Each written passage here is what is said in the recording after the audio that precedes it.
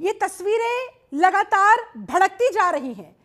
राजधानी काठमांडू से शुरू हुआ ये प्रदर्शन अब विराटनगर पहुंचा हुआ है, पोखरा पहुंचा हुआ है, दूसरे शहरों में ये आग और इस आग की जो आंच है वो जा चुकी है। ऐसे में क्या माना जाए, क्या संकेत,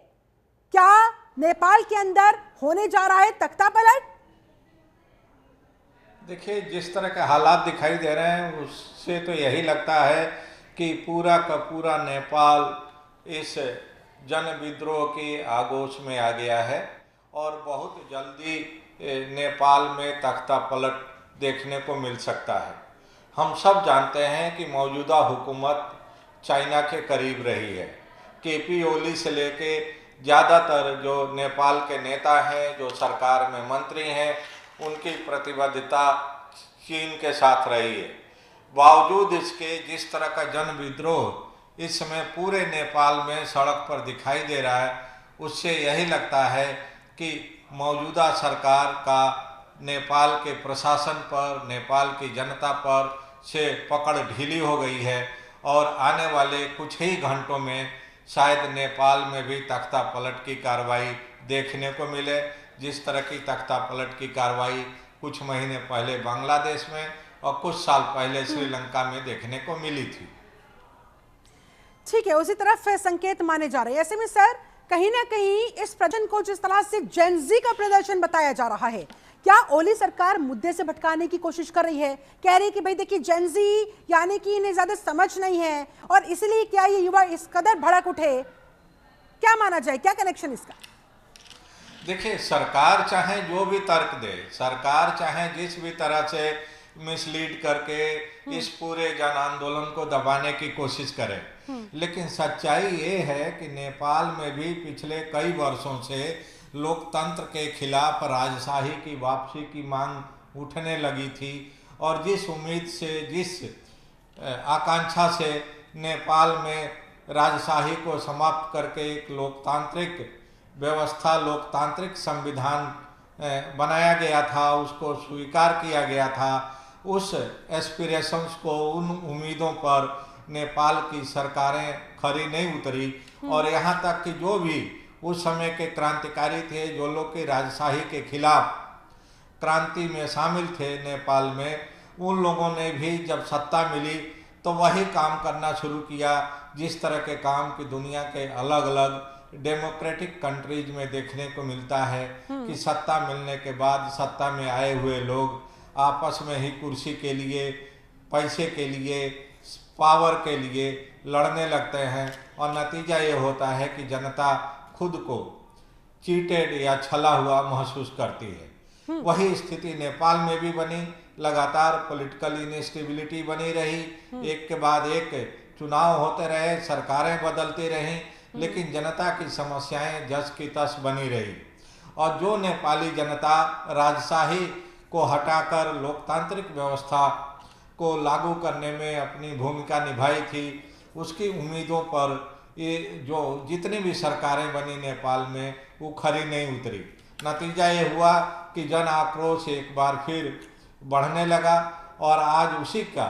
हम प्रतिफल देख रहे हैं कि पूरा नेपाल इस समय तख्ता पलट की ओर बढ़ रहा है। पूरे नेपाल की जनता सड़कों पर है और उसके पीछे की तमाम बाहरी ताकतें हैं जो कि केपी ओली और उनकी सरकार के खिलाफ थी। उन्होंने जनता को आगे करके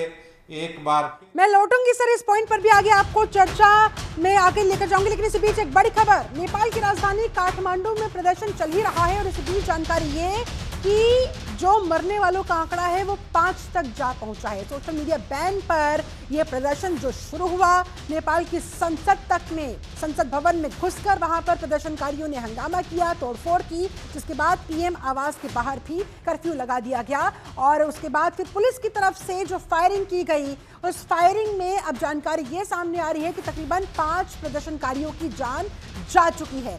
वसंत मिश्र हमारे साथ लगातार जुड़े हुए हैं। सर, 5 प्रदर्शनकारियों की मौत हो चुकी है, 80 से ज्यादा प्रदर्शनकारी घायल इस समय बताए जा रहे हैं, यानी कि ओली सरकार जन आक्रोश को भाप नहीं पाई, जल्दबाजी में जो उसने फैसला ले लिया और अब उससे मामला संभल नहीं रहा। बिल्कुल सही है, मौजूदा सरकार यह अंदाज नहीं लगा पाई कि उसके खिलाफ जन आक्रोश कितना ज़्यादा आक्रामक है, कितना तीव्र है और कितना ऑर्गेनाइज्ड है। उनको लगा कि पुलिस के दम पर उस जन आंदोलन को, जन आकांक्षा को दबाया जा सकता है, कुचला जा सकता है। और इसीलिए उन्होंने शुरुआती दौर में सोशल मीडिया पर पाबंदी लगाने की कोशिश की, और उसके बाद जब लोग पाबंदी के बावजूद सड़कों पर उतरे तो उन पर बल प्रयोग किया गया, उन पर फायरिंग कराई गई, जिसमें कि इतने से ज़्यादा लोगों के हताहत होने की खबरें आ रही हैं। मैं एक बार फिर शिल्पा आपको बताना चाहता हूं और अपने दर्शकों को कि जिस तरह से श्रीलंका के हालात थे तख्ता पलट के पहले, ठीक उसी तरह के हालात नेपाल में भी देखने को मिल रहे हैं। जिस तरह के हालात बांग्लादेश में थे तख्ता पलट के पहले, उसी तरह के हालात इस समय नेपाल में भी देखने को मिल रहे हैं। और तमाम दमनात्मक कार्रवाइयों के बावजूद नेपाल की जनता सरेंडर करने को तैयार नहीं है, नेपाल की जनता झुकने को तैयार नहीं है। नेपाल की जनता मौजूदा सरकार को किसी भी कीमत पर सत्ता से हटाने के लिए आमादा है, और उसको लग रहा है कि मौजूदा सरकार के रहते उनकी जो मूलभूत समस्याएं हैं, बिजली, पानी, सड़क, बेरोजगारी, आर्थिक बदहाली, उस पर लगाम नहीं लगाया जा सकता। इसलिए अब जनता सड़कों पर है और सरकार पूरी तरह से डिफेंसिव मुद्रा में दिखाई दे रही है। जाहिर तौर पर अब देखिए तमाम जो वहां पर तरकीबें हैं वो खोजी जा रही होंगी कि कैसे आखिरकार इस सिचुएशन से डील किया जाए, कैसे इन प्रदर्शनकारियों को रोका जाए। लेकिन सर, जब भी इस तरह के प्रदर्शन होते हैं, युवा बेशक से सड़क पर है, लेकिन क्या लगता है क्या इस प्रदर्शन के पीछे कुछ और ताकतें भी है तो वो कौन सी हो सकती है? देखिए, नेपाल जिस तरह से बैलेंसिंग एक्ट करने की कोशिश कर रहा था पिछले कुछ वर्षों से, वो भी एक कारण है कि जो एक्सटर्नल फोर्सेज हैं जिनकी दिलचस्पी नेपाल में रही है, हाँ। वे नहीं चाहते थे कि जो मौजूदा हुकूमत है केपी ओली की, वह बैलेंसिंग एक्ट करे। वे चाहते थे कि नेपाल एक पोस्चरिंग ले, एक स्टैंड ले, और चाइनीज गोद में जाने के बजाय एक अपनी न्यूट्रलिटी का परिचय दे। उस तमाम मुल्कों की अपनी अपनी उनकी इंटरेस्ट रहे हैं नेपाल के डोमेस्टिक इशूज में, डोमेस्टिक पॉलिटिक्स में, और शायद वह भी एक कारण है कि नेपाल के जो उग्र जनता है, जो यूथ है, उसको और उग्र बनाने में, उसको और उसके आंदोलन को हवा देने में, उसको ताकत देने में इन एक्सटर्नल फोर्सेस का हाथ रहा है। लेकिन ये भी सच्चाई है कि दुनिया में जब जब कोई व्यवस्था परिवर्तन हुआ है, जब जब क्रांति हुई है, तब तब उस नेतृत्व यूथ ने ही किया है, नौजवानों ने ही रहनुमाई की है, तभी दुनिया के अलग अलग मुल्कों में क्रांति आई है। और वही नजरिया या नज़ारा एक बार फिर नेपाल में देखने को मिल रहा है कि आज नेपाल की जो नौजवान पीढ़ी है, आज के जो युवा है सर, वो स्मार्ट हैं। जिस जेनजी प्रदर्शन का बार बार यहाँ पर ओली सरकार की तरफ से जिक्र हो रहा है, उनकी मंशा क्या है ये तो वही जाने, लेकिन आज के युवाओं को भड़काना इतना आसान तो नहीं माना जा सकता, क्योंकि उनको फैक्ट्स भी पता होता है, वो सोशल मीडिया से जुड़े हुए हैं, उनको पता है देश दुनिया में क्या चल रहा है, कितना सच है और कितना गलत है। देखिए, यूथ को भड़काने के लिए पर्याप्त मौका दिया है वहाँ की सरकार ने। वहाँ की पुअर गवर्नेंस, करप्शन, भाई भतीजावाद, नेपोटिज्म, ये इतना ज़्यादा रैम्पेंट करप्शन था, इतना ज़्यादा व्यापक स्तर पर फैला हुआ था डिस्ट्रिक्ट यूनिट से लेके और स्टेट और नेशनल लेवल तक, कि वहाँ की जनता अंततः उब चुकी थी और उसको एक छोटी सी चिंगारी की जरूरत थी उनके आक्रोश को एक तबाही का रूप देने में। और आज वही हुआ है कि जनता पहले से ही इतना ज़्यादा परेशान थी, इतना ज़्यादा खुद को पीड़ित और चीटेड महसूस कर रही थी कि उसको जब सोशल मीडिया अकाउंट्स बैन करने की कार्रवाई हुई तो उनका गुस्सा भड़क गया और वे आज सड़कों पर दिखाई दे रहे हैं।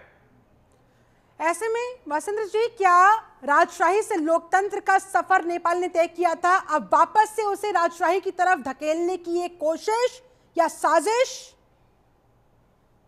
देखिए, अभी ये कहना बहुत जल्दीबाजी है, लेकिन एक बात है कि जिस तरह का प्रयोग राजशाही बनाम लोकतांत्रिक व्यवस्था के रूप में हुई थी और जिस तरह से नेपाल के नेताओं ने, वहाँ के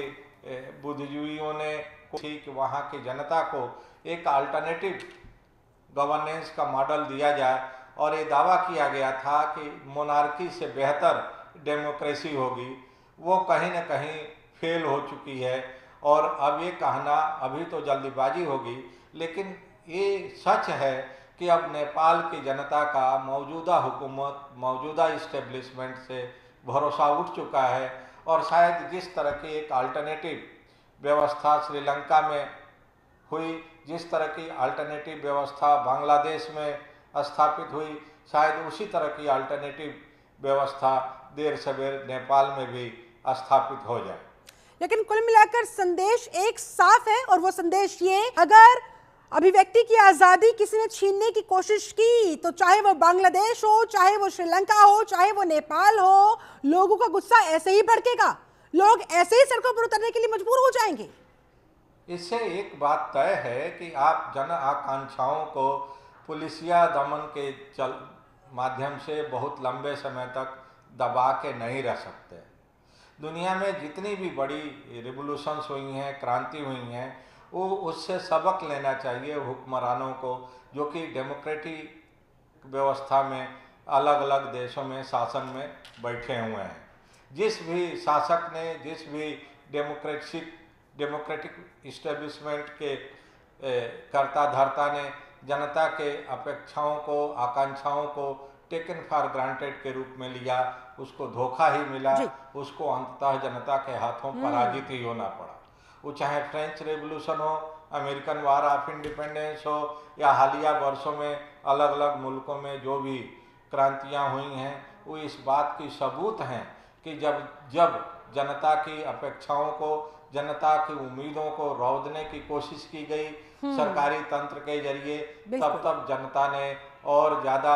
एकजुट होकर और ज़्यादा लामबद्ध होकर सरकारी उस दमनात्मक कार्रवाई का विरोध किया और उसको शिकस्त दी। तो नेपाल में भी उसी तरह की स्थिति देखने को मिल रही है। बिल्कुल, और ये स्थिति, ये परिस्थितियां इस समय लगातार बिगड़ती हुई दिखाई दे रही है। 100 से ज्यादा प्रदर्शनकारी घायल हो चुके हैं और मौत का जो आंकड़ा है वो 9 तक जा पहुंचा है। 9 प्रदर्शनकारियों की जान अब तक इस प्रोटेस्ट में, इस प्रदर्शन में जा चुकी है। ऐसे में सर, एक और इनपुट जो मिल रहा है कि वहां नेपाल सरकार ने इमरजेंसी मीटिंग भी बुला ली है। अब इसके आगे क्या?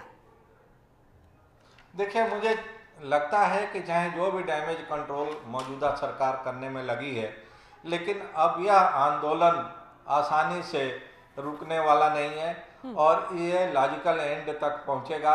और देर सवेर केपी ओली की सरकार को इस्तीफा देना पड़ेगा और वहाँ कोई अल्टरनेटिव गवर्नमेंट बहुत जल्दी देखने को मिल सकती है, क्योंकि अब जनता पूरी तरह से सड़क पर है और जनता का भरोसा उठ चुका है केपी ओली की सरकार से। तो चाहे वो कुछ भी करें, चाहे जितना भी पुलिसिया कार्रवाई करें, मिलिट्री लगा दें, कुछ भी कर दें, लेकिन जनता रुकने वाली नहीं है। और नेपाली जनता ने पहले भी कई आंदोलन किए हैं, कई तरह के हिंसक वारदातों को झेला है, कि यह उनके लिए कोई नई बात नहीं है। वो एक बार फिर मन बना के ही सड़क पर उतरे हैं और इस बार उन्होंने शायद ये तय कर लिया है कि अब मौजूदा सरकार को सत्ता से बेदखल करके ही वे दम लेंगे।